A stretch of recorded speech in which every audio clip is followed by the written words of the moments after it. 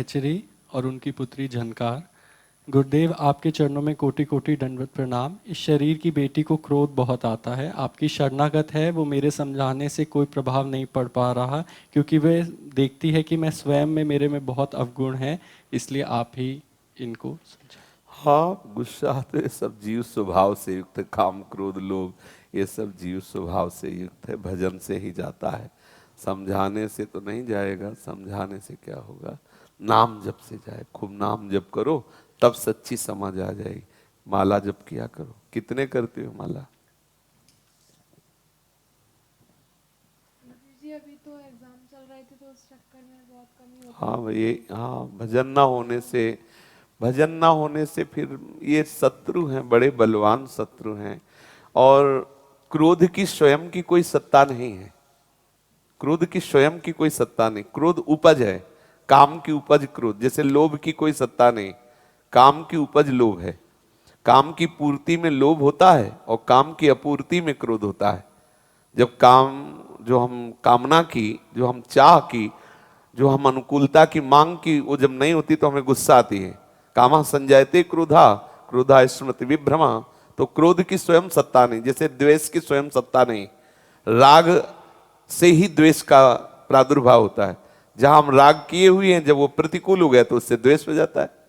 ऐसे ही जो हम कामना करते हैं उसकी पूर्ति नहीं होती तो क्रोध आ जाता है।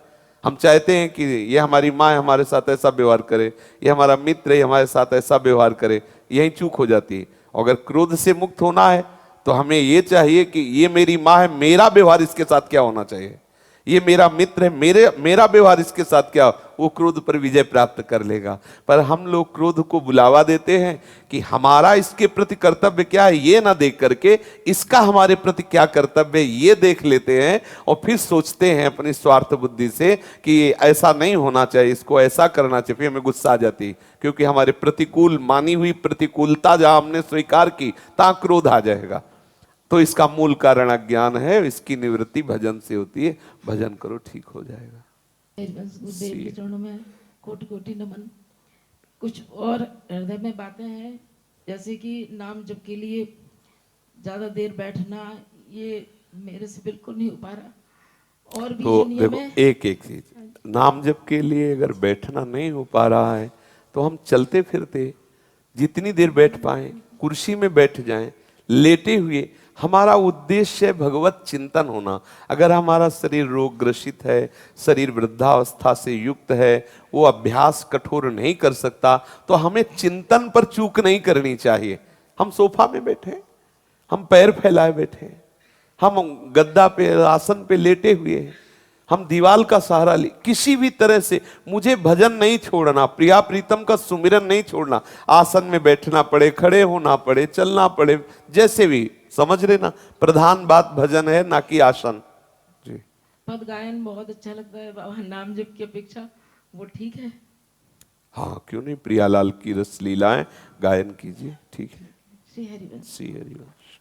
आप सभी से ये प्रार्थना है कि जो भी साधक अथवा श्री जी के शरणागत जन अपने रस धर्म में अनन्य होना चाहते हैं, उनके लिए पूज्य महाराज जी ने सामूहिक रूप से आज्ञा की है कि आप अनन्यता धारण कर एकादशी आदि व्रतों का उद्यापन कर सकते हैं और अन्य देवी देवताओं को यमुना जी के महल में पधरा सकते हैं। कृपया बार बार प्रश्न ना करें।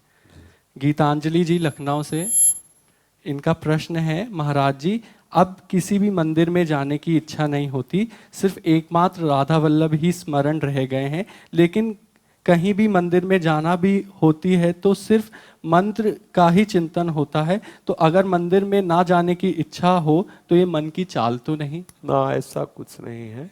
कहीं किसी की निंदा न करे, अवहेलना न करे। हमारे ही प्रभु हैं सब रूपों में, और अपने आराध्य देव में आसक्ति होना ये तो उपासना का फल है।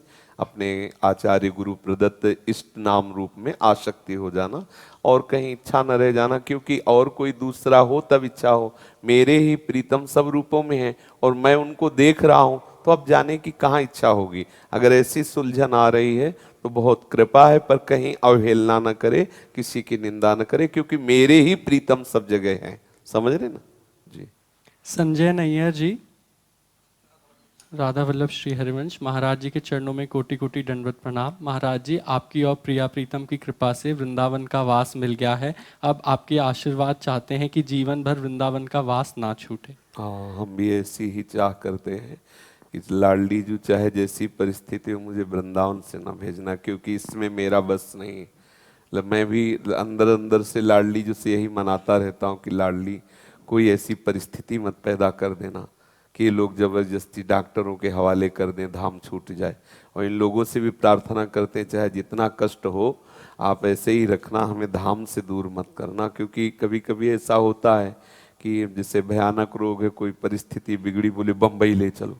अब जीवन भर हम तो मर रहे हैं श्री जी के लिए, और बहुत प्रेम दिखा के हमें बम्बई में डाल दें, हमें कहीं दूसरी जगह डाल दें।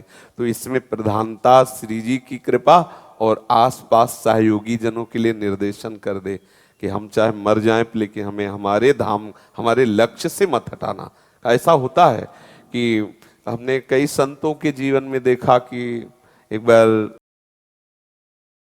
बड़े एक निष्ठ महात्मा थे, संतों के अलग, जैसे इस समय टटिया स्थान में पूज्य जो महाराज जी हैं, वो परंपरा है कि वो टटिया स्थान से बाहर नहीं जाएंगे, वृंदावन में भी कहीं नहीं जाएंगे। मुझे लगता है वो बिहारी जी भी नहीं आए थे, मतलब वो टटिया स्थान से बाहर जाएंगे ही नहीं, ऐसा ऐसा संतों का नियम होता है। ऐसा जी रामबाग था, उनका नियम था ना जाना, पूरा जीवन हो गया। वो अंतिम समय लोगों ने कानपुर अस्पताल में पहुंच, जब उनको होश आया तो उनका कहाँ, वो कानपुर, अरे मुझे मार दिया रे, पूरा जीवन भर हम जिसके लिए हमारा नियम को तत्काल ले चलो, प्राण निकल गए उनके, वहीं निकल। तो ऐसी चूकें यदि निज जनों से ना हो तो मतलब फिर स्वामिनी की कृपा और निज जनों का सहयोग, क्योंकि एक परिस्थिति आती है जिसमें बड़ा भय, बड़ा दुखद होता है। मान लो अभी भयंकर दर्द हो, अब इसके बाद डॉक्टर बोले कि भाई यहां नहीं ठीक हो सकता, बंबई जाना पड़ेगा। अब उस समय जो निष्ठावान है वो तो बेहोश है, अब वो आपके ऊपर है कि आप उनकी निष्ठा का निर्वाह करते हैं या उनको बाहर ले जाते हैं। तो मुझे लगता है कि जीवन की आखिरी बाजी है, किसी संत को, धामनिष्ठ संत को या उपासक को या वृंदावनवासी को कभी इतना प्रेम नहीं दिखाना चाहिए कि उसे बाहर ले जाए। हमारे बड़े ही सेवा कुंज में सेवापरायण थे श्री गोपाल दास जी महाराज, सोहनी सेवा करते थे गोपाल बाबा, और थोड़ा शुगर बढ़ी, 450-500 शुगर हो गई।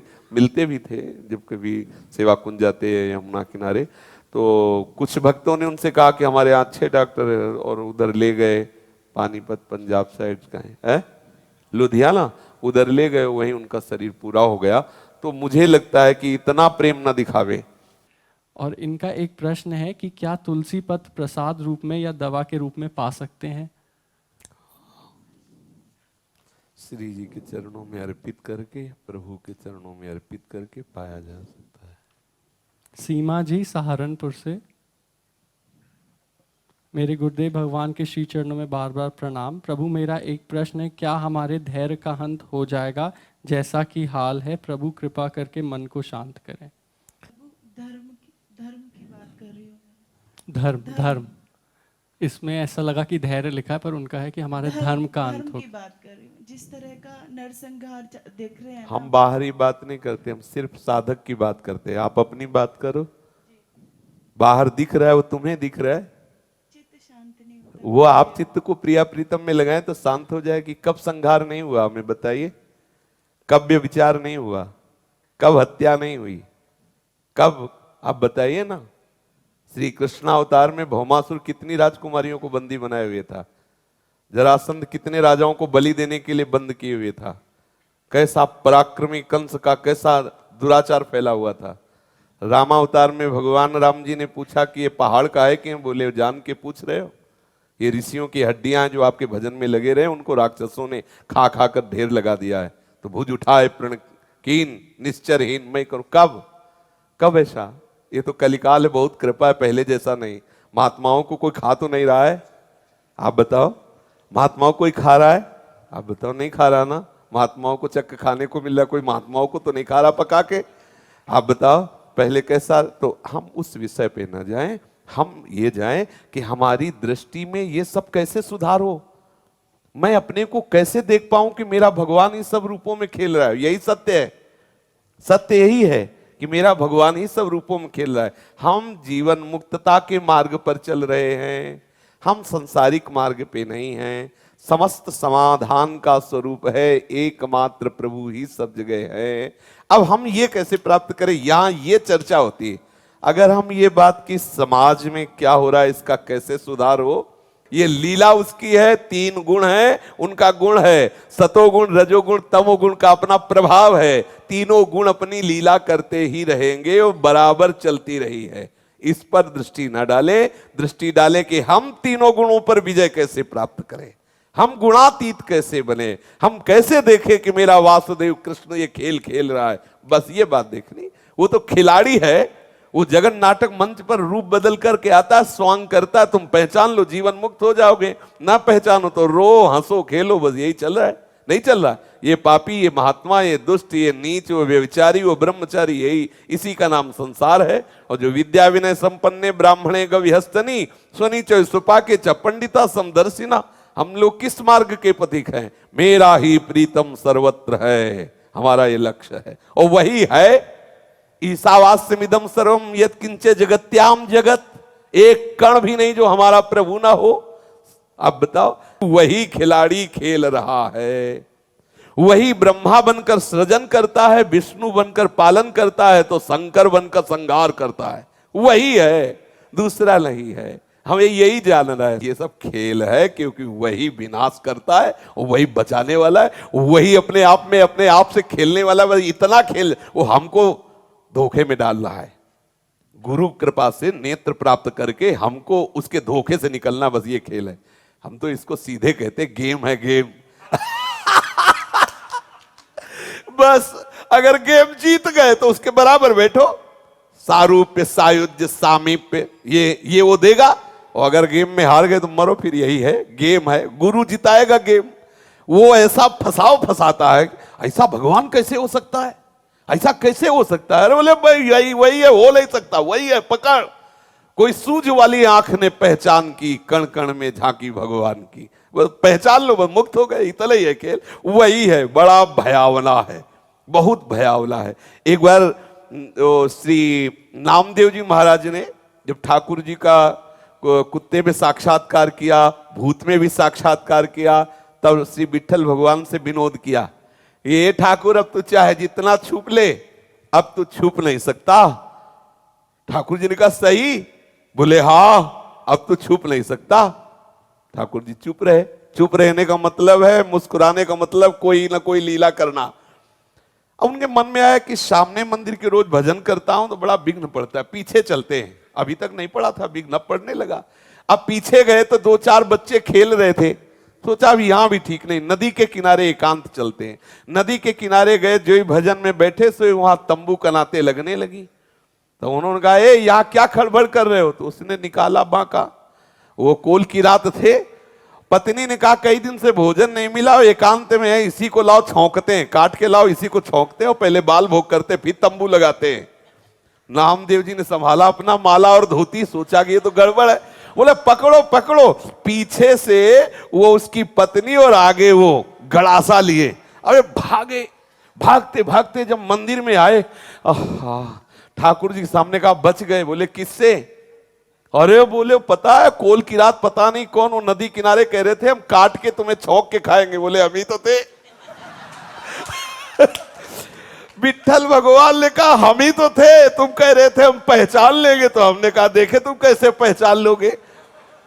कान पकड़ा, बोले कभी हम, अगर आप पहचानवाएंगे तो हम पहचान लेंगे, और अगर आप ना पहचानना चाहे तो ऐसे ऐसे रूप है कि बड़े बड़े ज्ञानी विज्ञानी भी परास्त हो जाते हैं। इसलिए ऐसे रहो, वही है, दूसरा कोई नहीं। हमें यहां संभालना है, हमें दृष्टि संभालनी है, सृष्टि नहीं। हमारी दृष्टि संभली तो सृष्टि भगवत स्वरूप है, और दृष्टि नहीं संभली तो संभलने वाली नहीं। चाहे आप चाहे जिसको देख लो, बड़े बड़े आचार्य हुए, महापुरुष हुए, भगवान का अवतार हुआ, ये सृष्टि थोड़ी देर के लिए ऐसा लगा कि सुधर गई, लेकिन फिर ये वैसे ही है, ये सुधरने वाली नहीं। दृष्टि, साधु साधक महात्मा अपनी दृष्टि सुधारता है।